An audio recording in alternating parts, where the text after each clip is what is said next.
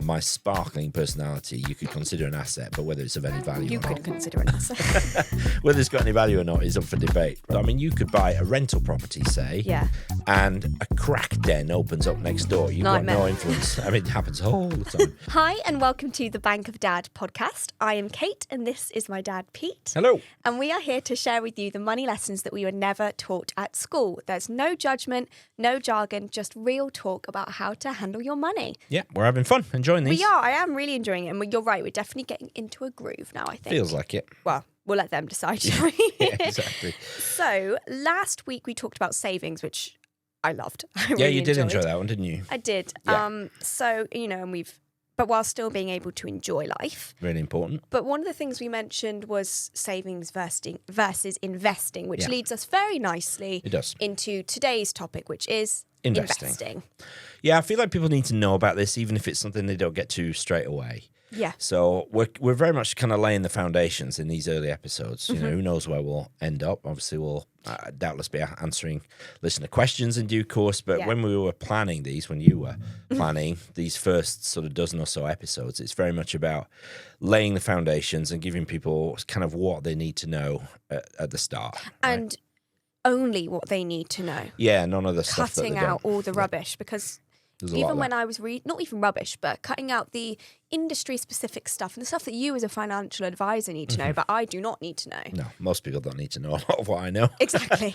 So it's good that Yeah. this can be, a resource for people who just need to know what they need to know. Exactly right. Amazing. Cool. So it is time for Wanky Word of the Week. It's time for Wanky Word of the Week. We're jigging along to a theme tune we haven't fully finalised yet. Yeah. So by the time you edit this, we'll have it nailed down. But, Yeah, absolutely. So, Dad, today's Wanky Word of the Week is asset. What is it? Tell all. is asset. Yeah, there could have been about a million words, but given that we're talking about investing, I thought this was a good place to start, right? So an asset is something you own that makes you money, Something you own that makes you money.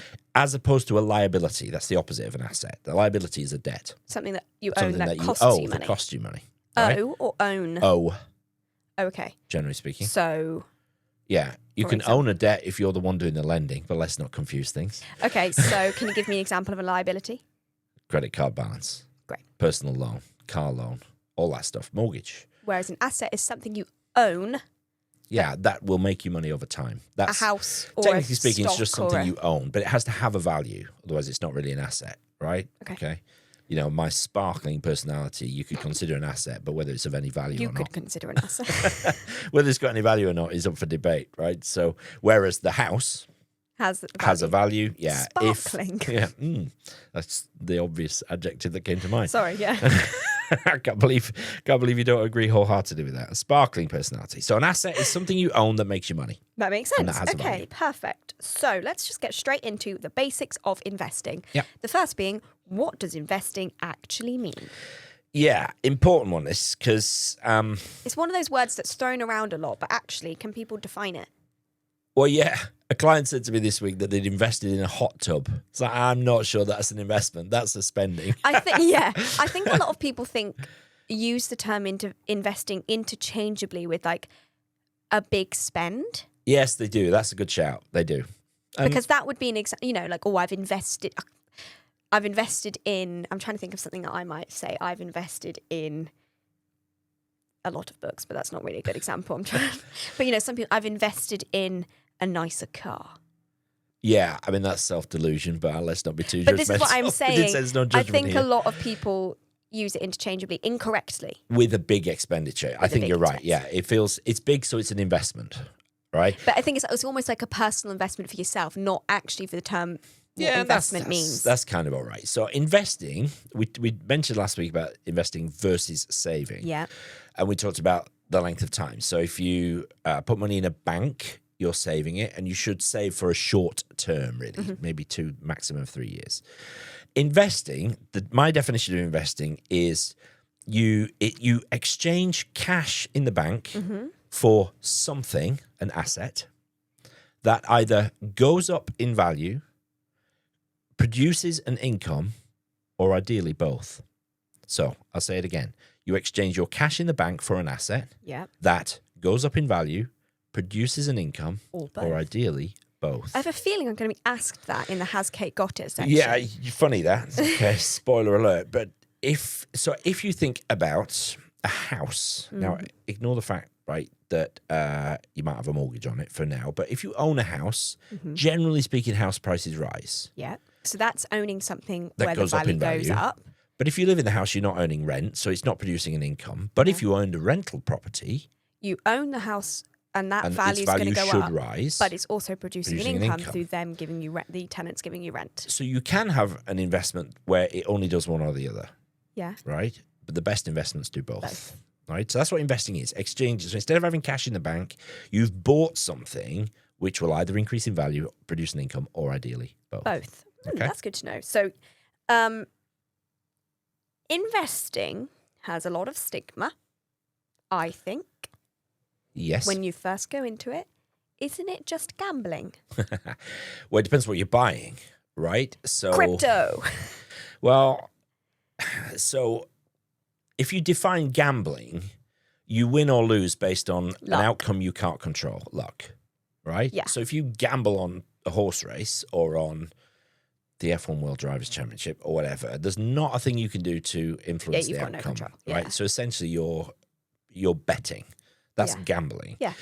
Investing is not like that unless you decide to invest in, say, the shares of a single company, because, that could go up or down. That company fails, you could lose everything.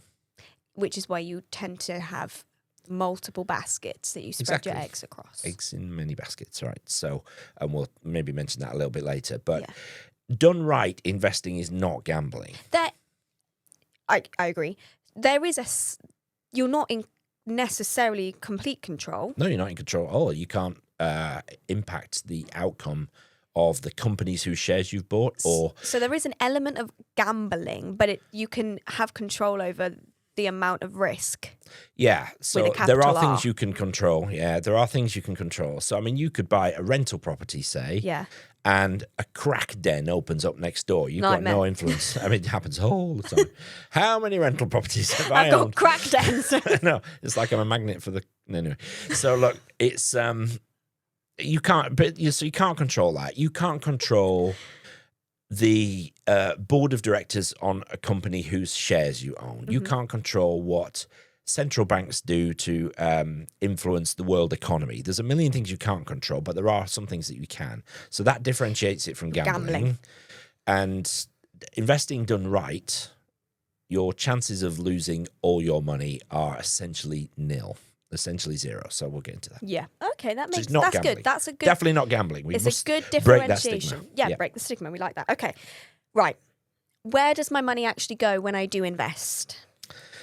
Right. So if you're buying an asset, you now, let's say you were fortunate enough, say, to have 5,000 quid in the bank that you don't have a sort of short-term need for, and so you decide to invest it. Well, your bank balance will reduce by 5,000, and you'll maybe open an investment account with one of the many platforms available, and you now see a £5,000 balance over here. So it's probably just a different app on your phone, right? Yeah. So it was in here, now it's in the investment piece. Now, I think it's probably, rather than sort of get too buried today, Yeah, this is quite a high level. there's We're a not lot of deep levels to diving it. into investing today. No, we need to keep it fairly light. So Yeah. there are still protections on your money. The companies that you invest with, they have all sorts of protections against like fraud, being hacked, all that sort of stuff. Your money generally is held in what's called a nominee. So it's a sort of a safe place. It's their sole job is to look after your money and be responsible for it, right? And so there's all kinds of protections and legal stuff. And actually in the UK, there is no country in the world with greater protection for investors than really? we have. Yeah, there's no doubt about it. The weight of regulation and compliance and all that sort of stuff, it's really, really high good. in this country. Really, really good. I mean, I'm a regulated advisor, so I'm kind of under all that protection, and it can be onerous for me. But the whole point of that is it it's protects protection me. for the consumer, right? Yeah. So it's really, really important, and we're very lucky in the UK that we've got all sorts of protections. So don't worry about the mechanics of where it goes, but just think of it as now it's not in your bank anymore. It's in an investment account, or it's sitting in bricks and mortar in a property, if that's what you're investing in. Yeah. We'll maybe talk about asset classes another time, different things you can buy. Yes. Okay. Yeah, that makes sense. Okay. So when people are, Googling Googling investing, and like, what do I do? There's a term that comes up a lot, and that is compounding. Compounding. I'm glad you said it that rather than compound interest. Yes, because either is right? So yeah, compounding or compound interest. Are they interchangeable, those terms? They are really. Interest is specifically relates to money in the bank or certain kinds of investments. Right. Really, it should be compounding of income, but it doesn't matter, right? Okay. This is where I can get a bit pernickety, but I'll try not to. So we're not talking about we're basics here. Yeah, talking exactly. about basics. I don't need to Save all of that for Meaningful Money. Yeah, true. Okay, we go deep there. Right. So, compounding is where the money that the asset that you own, if it produces an income, you use that income to buy more of the asset. So can we make this a bit less in the, oh God, what's the word I'm looking? Abstract. Okay. So I've bought £100 worth of shares. Okay, you bought £100 worth of shares in Company X, right? And now, As in X, Y, Z, not X. the thing that was Twitter. No, exactly. Okay. Company right. Q. Marks and Spencer? Vodafone? Wouldn't be my choice. Yeah. Well, what company would you choose? Apple. Apple's the one I was going to suggest. Right. So you buy 100 quid worth of Apple shares, right? Yes. Apple makes a profit, say, right? Because it just is massive and it makes lots of profit. Just from you alone, to be honest. Yeah, there is a lot of Apple gadgets in this room. So if it makes a profit, one of the things that Apple can do with that profit is distribute it to its shareholders. So that means I will get a tiny slice of Apple's profit. Let's just say it's £1. So I own £100 worth of shares, and it's now become. And now I've got £101. If I take that pound and spend it, I still have £100 worth of shares, but I've also now got a £1 in cash. But what if I buy another little bit of a share? So now I've got £101 of shares. Gotcha. Right?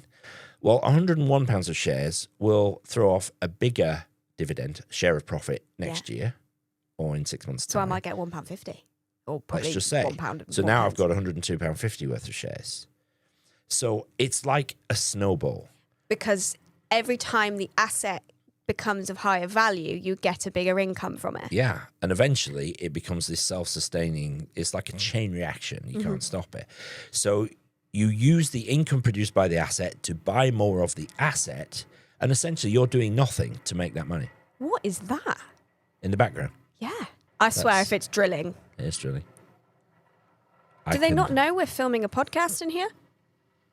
So it's like a snowball. It keeps just getting bigger and bigger and bigger, and essentially you're making money without doing anything now. Yeah. You're not actually buying anymore. You're not using any more of your money in the bank to buy any more of these assets. Because it's money you've earned from that, not it's your growing on wage its or own. whatever. And so compounding, I don't actually know whether this is true or it's one of those internet things that just has sort of become established, but somebody said, apparently Einstein called compounding the eighth wonder of the world. I don't know if that's true or not. I want to Google that. Sort of, it'd be interesting to know, but it's this weird sort of powerful force. It's only mathematics. Yeah. But the sort of snowball effect is supremely powerful. And if you can harness it... well, we talked about that same effect with when we were getting out of debt, when we said about the debt snowball. And that, when you get big, it's like, from a non-finance example, like the influencers, when you've got 100 followers, first you're going to grow, and then the people who have got 100,000 followers, they're going to grow even quicker because you've got that bigger. The bigger you get, the quicker you get bigger. That's definitely right, and that's why they say like the first £10,000 of savings is the hardest. Yes. Or the first 100 grand worth of investments is the hardest. Thereafter, it gets easier because it does a lot of the work for you. That makes sense. sense. That's the power of compounding. Okay, that's really good to know. Okay, so we've done kind of the basics now. Yep. Let's talk about how we do this, right? Okay. So how much money do I need to start investing? You can start investing on some platforms at 10 quid a month, right? Oh, really? Platform's just like an app, right? Yeah, like Hargreaves Lansdowne. Well, you're an HL customer. I am, yeah. Right, okay. They're the biggest platform by far. It's not necessarily the cheapest, but it's really user-friendly, isn't Super it? user-friendly, great app, and a really big company. So for a lot of people, that gives them some peace of mind, security, Yeah. right? So HL, there's all sorts of others. AJ Bell, Interactive Investor, Invest Engine is one that I really like. Trading 212. So there's like loads of choice. Yeah. Right. Each platform will have a different minimum, but some of them are down to 10 quid a month or 25 quid a month, right? So what you need to do, there's no point at all investing if you are in bad debt. Yeah. Or you don't have an emergency fund. I think you're getting ahead of yourself. And I think we mentioned that in the last week's episode as well. Yeah, maybe. I think if you're trying to do too many things at once, and there's no point investing to try and make money when you're paying money out on debt interest. It doesn't make sense. No, you can use the money that you're investing to get out of debt quicker.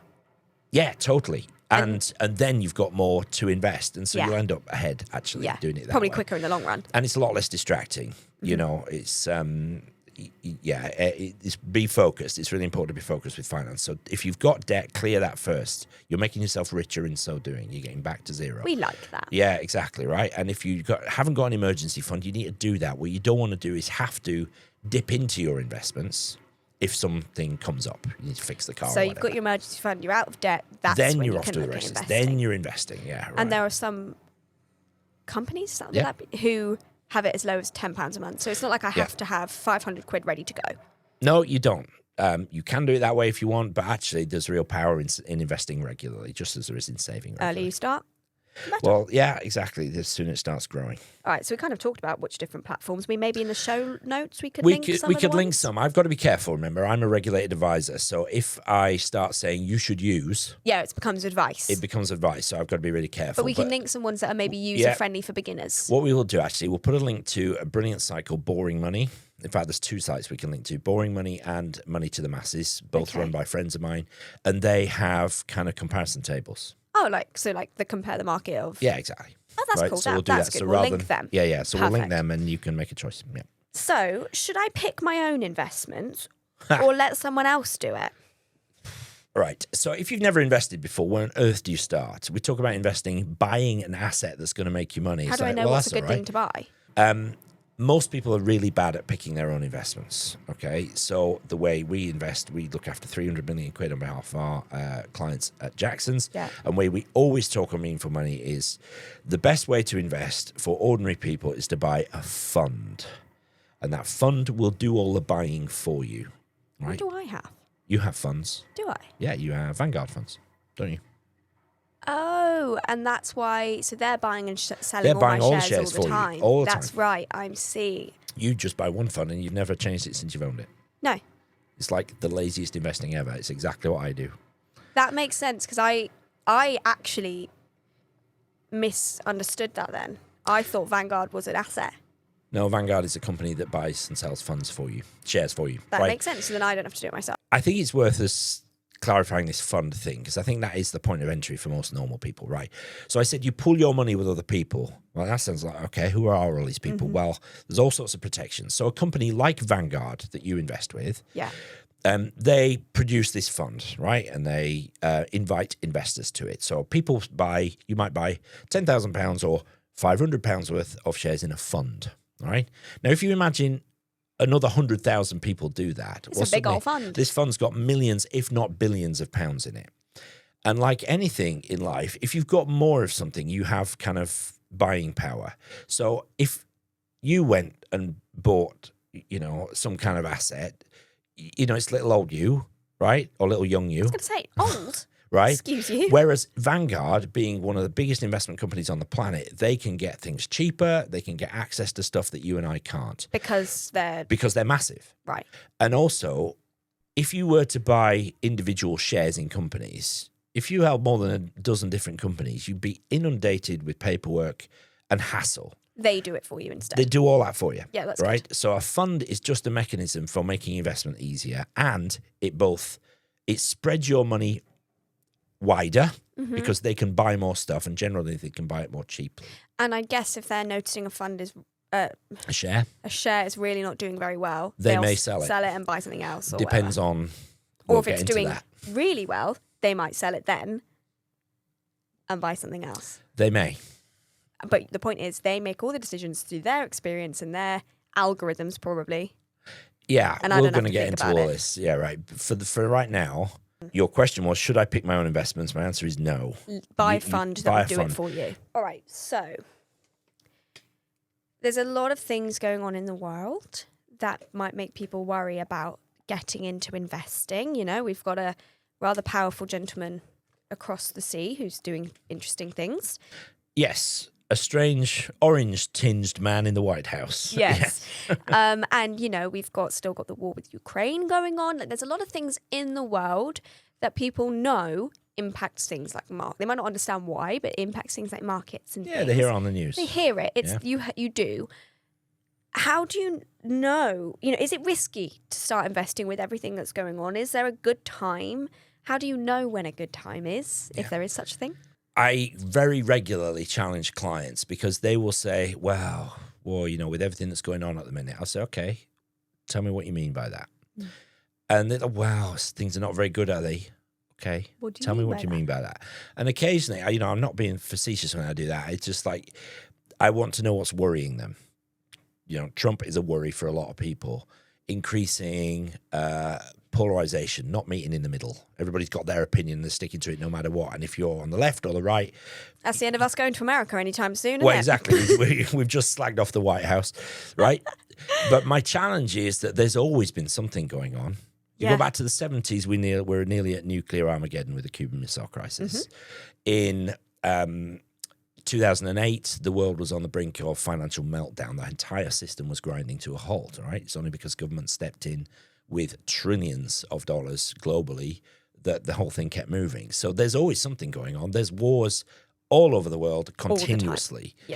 The issue, I think, why a lot of it feels worse now is that we're on 24-hour news cycle on social media and everything, right? We're bombarded by it, aren't we? This stuff's always been going on, but we used to hear about it a week after it happened. By the time the correspondent got off a boat and came back to London and Fleet Street and wrote about it in the paper, right? Or, you know, they telegraphed it back, right? It's all so instant. The world is small now. So that makes it feel worse. I'm not sure it is a lot worse. Okay.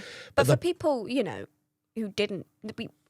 my age... I've never not had news at the tip of my fingers. No, exactly. So this is normal for you, right? Yeah. But the point is, investing done right will make you money over the long term. Remember, investing is for the long term, no matter what's going on in the world. Why? Because I believe there's only really two brilliant asset classes that kind of do what we... Types of things you can buy. Yeah, things you can buy that make you money, produce an income. Or both. Or both, right?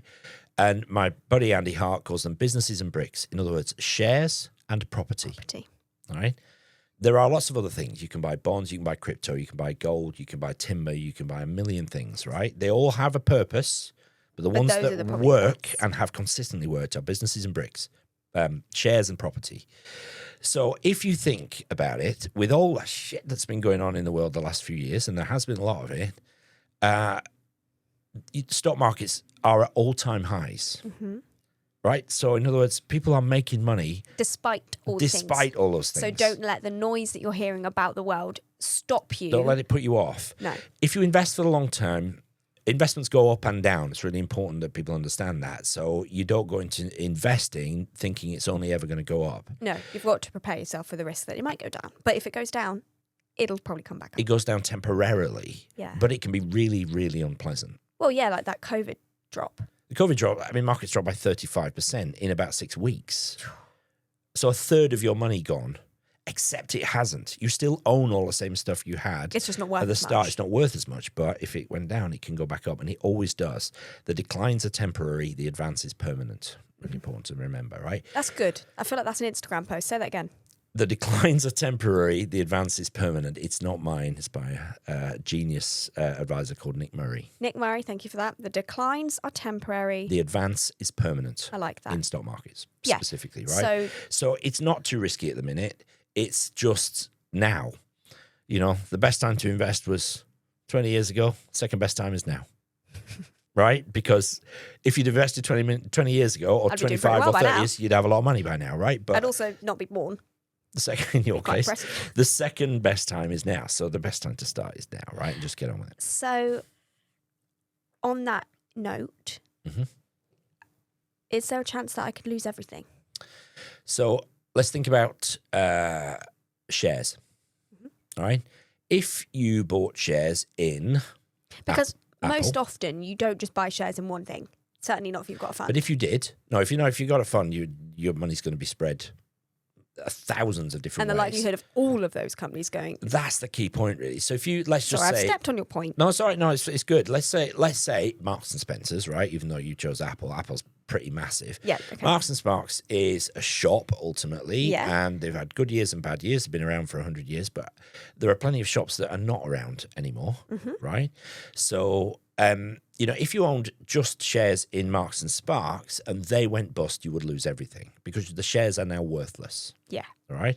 Whereas if you own shares in 1,000 different companies, some of them might go bust, but most of them won't, and most of them will grow because that's what happens with companies. And generally. that's what the benefit of a fund is that Spread they your will money. spread out the eggs in baskets. That's isn't it? right. And we always suggest that people should invest globally, so all the way around the world, Okay. and primarily in shares. And if you do that, I mean, if you were to walk down the high street, you would see EE, you would see Tesco, Sainsbury's. Quite a few British Heart Foundations. Yes, quite a few Children's charity hospice. shops, lots of mobile phone shops. Or if you went to, a retail park, you would see, big company. You might see an Clark's. Apple store. You might see Clark's. You might see, big international companies. And H&M. but if you own shares, you're owning those companies. If you use an iPhone, you're a customer. If you own Apple shares, you're an owner. And so, You have absolutely no power. well, Unless no, you but have you a get lot the of- benefit. But you get the benefit, yeah. So if you walk down a high street and you own a fund which invests in global shares, you're probably a part owner in all the businesses you're walking past. That's really cool. I think it's a really good way to think about it. And it just means that some of them will have bad years, some of them will have good years. But overall, essentially what you're buying is the human ability to make money. And the fact that as a species, we love to buy and sell stuff off each other. And that's all What a it weird is. thing we've evolved to do. You don't see the lions doing that, do you? Well, no. But, you don't see lions driving around in nice cars or, No, sure. enjoying retirement with a fat pension fund. They just eat each other. Sure, yeah. All right, so I think this leads on to my next question. What is diversification and why does everybody bang on about it? Is that the term of what we've just talked about? Yeah, diversification, if I can say it, Put could have your been teeth in. wanky word of the week, right? Because it just means spreading your money around. Eggs in baskets, as you've said a couple of times, because it reduces risk. If you spread your money around over different things, The likelihood, I guess, of Of all all of those of them. companies stopping at the same time. well, if you're a global shares investor, so the fund that my pension is in, say, I'm probably owning shares in, I don't know, 20,000 different companies across the planet. How fun. Well, for me to lose everything, every company on the planet would need to go bust. Frankly, we're talking nuclear Armageddon or And we're all dead or anyway. alien invasion, and basically all bets are off. Investment is not your No, fucking priority if there's aliens We're running not around really the worried shop. about our pension funds if we're Nukes are fighting little flying. green men or nukes are flying, right? So could you lose everything? Not if you invest carefully. Okay, that's good. And that's what diversification is. Exactly right. All right. Okay, how long? Let's talk about expectations now. Okay. How long is it going to take for me to see any kind of results? You should invest for the medium to long term. So by which I mean minimum of sort of 3 to 4 years and ideally 30 years. Compounding Which takes time to work. It does, and I think that feels like I'm 22, right? Yeah. I like to call myself a level 4 adult. 18, 19, 20. right? You've achieved level 4. Yeah, is Okay. that right? Would Yeah, I be whatever. level 5? don't 18, know. 19, 20, 21, 22. Or maybe it's level 5. I'm a level 5 adult, whereas you are a level, Oh, God knows. what your age minus 18. Uh, Why are we struggling? this is too hard, so I'm a level 33 adult. You're a level 33 adult, right? Where was I going with I this? don't know. Oh, yeah, so I'm a level 5 adult. So to be thinking about results that I'm going to be getting as a level 50 adult seems like basically what I'm saying is it seems like a really long abstract concept. It is abstract. And you've just got to sign up for that. You do, if you want to one day not have to work. Yeah. We're going to get all into pensions and ISAs and all this sort of stuff. But the principle of investing is the earlier you start, the better. Yeah. All right. Because it's got the most time to compound. Exactly. They reckon, by the way, that if you save if you invest from 20 to 60, that half of what you end up with at age 60 is made in your 20s. Is based on money you saved and invested in the 20s. Half of it.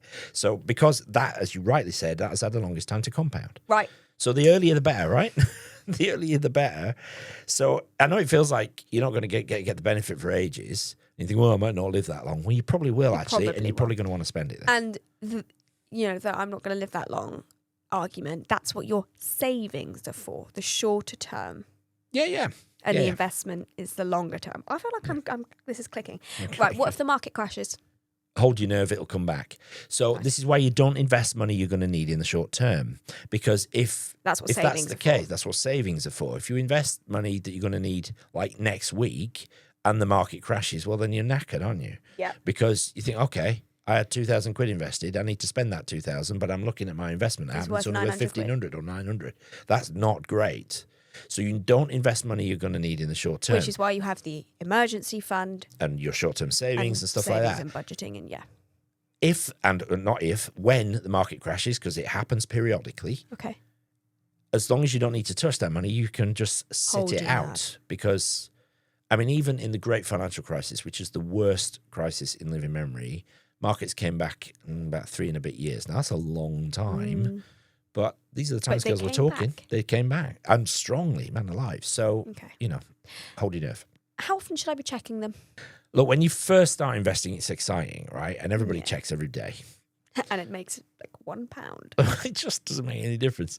Because if you're investing over the long term, then what happens today or this week, this month, or even this year shouldn't matter that much. Yeah. I always say to people, look, if I could have my way, I would tell people never to check their investments. There is... it turns out this story is not true, but it's quite indicative, right? Okay.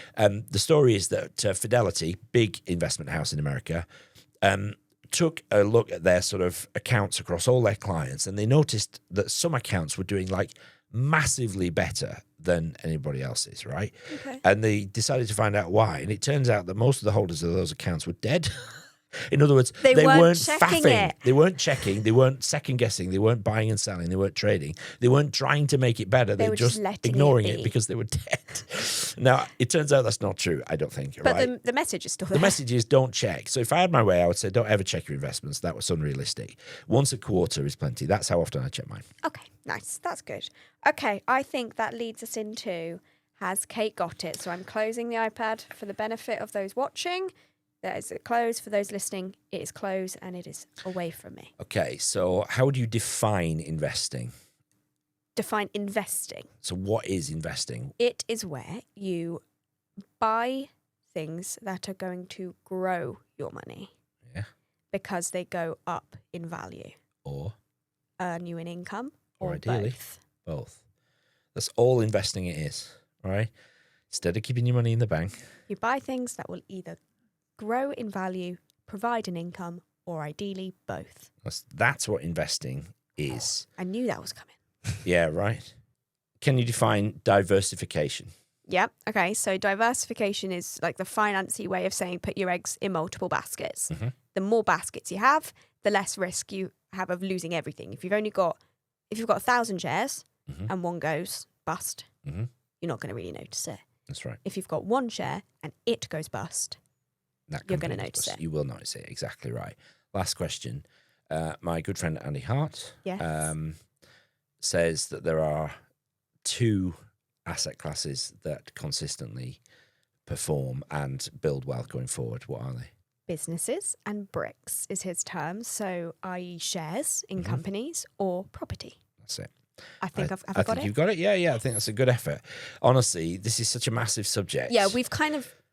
this is episode, 5, 6? 6. So we're doing the... Yeah, we're sort of laying a foundation, right? I think, particularly with investing, it's a kind of core skill that everybody needs to know about.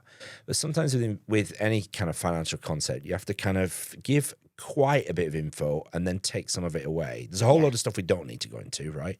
But you need to kind of I think people need to understand so much and then say, but actually, most people just need to do this little bit. Which is why the next 2 episodes are ISAs. We're talking about ISAs, yeah. And we'll go into the... And by the time this episode is live... Mm-hmm. Well, no, at the time of filming, tomorrow... Is launch day.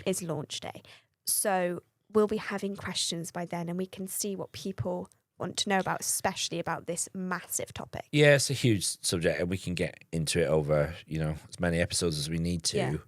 Yeah. But it's like, it's a core skill. In my first book, essentially, I broke it down. I think all financial success comes down to 3 things. You spend less than you earn. That's the budgeting. That's getting out of debt that we've talked about. You insure against stuff you can't control. We'll get into insurance. It's really important. So you dying early, you're losing your job, all that sort of stuff, right? Then you invest wisely. So this is like the 3rd pillar. Mm-hmm. We do need to go into protection. But honestly, I think if we can teach people how to invest well, they will be truly wealthy one day instead of holding on to often kind of limiting beliefs, either because we've never learned about it or we've learned bad beliefs from our parents or other people, is investing in it just gambling? I hear that all the time, but that unfortunately comes from a position of ignorance. I don't want to call people ignorant. No, but why would you know? Lack of knowledge. That's the whole right? point. That's why I asked you. That's the whole point of this show. People who are listening it's not like they've never heard investing and therefore need to know what investing is they've heard half truths and, misinformed information from people. So the point of this is to know this is the facts. This is how it applies to you. Yeah. That's the point. Really, really important. It's a core skill, and we're going to get into it and equip people. Amazing. Excited. So thank you so very much for watching and listening. Please like and subscribe to the channel. It really, really helps us out. It does. If you've got any questions, anything you want us to cover or us to clarify anything we've said, or if you'd just like to let us know what you're thinking about the show, if you've got any, constructive criticism you'd like to let us know, please do. We have an email address. It is hello@bankofdad.show. That's hello@bankofdad.show. And just pop, question in the subject line. So yeah, just drop us a line and it will be me reading it. It will probably be you I'll reading obviously it. share it with Dad, but it will be me going through it. So yeah, but feel free to do that. Yep. If we mentioned a little bit about different websites for... Yeah, we'll put those links in the show notes. So that's on the website, which is bankofdad.show, and this will be /episode 6. Yeah. So bankofdad.show/episode 6, and everything you need to know will be there. But look, thanks for watching. We hope you're enjoying these and listening, I should say. Yeah.